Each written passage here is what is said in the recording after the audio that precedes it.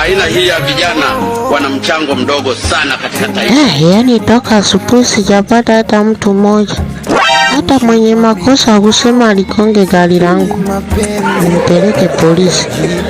Nimezunguka kwa ngoja nipate, au ngoja niende stendi hapo na kutaka kulambisha watu pisi.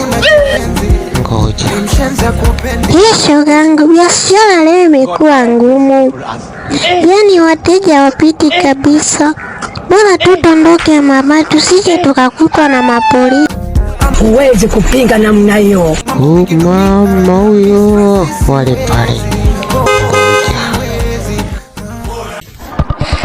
Usikate tamaa mama, nahisi kuna gari inakuja, kwa tunapata mteja.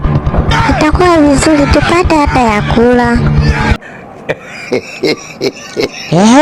Nyie mnafanya nini hapo? Na usiku mnafanya nini? Saizi ni kazi ya ulinzi wa serikali.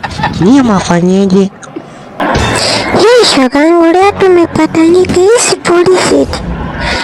Afandi, sisi tunasubiri usafiri, tunaenda Mbagala. Haya, pandeni kwenye gari. Mtaenda iambie mahakama saa 8 usiku mlikuwa mnasubiri gari kani. Panda kwenye gari. Si mlikuwa mnasubiri usafiri, sasa usafiri umewaleteni. Mtaenda kuisubiri huko daladala yenu mpaka hata saa 2 asubuhi mkiwa na amani, na mtaieleza mahakama kwa nini mnasubiri usafiri mpaka saa 8 usiku. Gari gani nakuja kuwabeba nyie? Pandeni. Tajua na kituoni. A few moments later. Kuna afande kichando katuleta kututupa hapa. Mpaka sasa hivi atokea na mpango gani na sisi? Ngoja tupige makelele. Nataka kutoka! Sitaki kubaki! Nataka naenda nyumbani, nyapuzi! Makelele ya nini?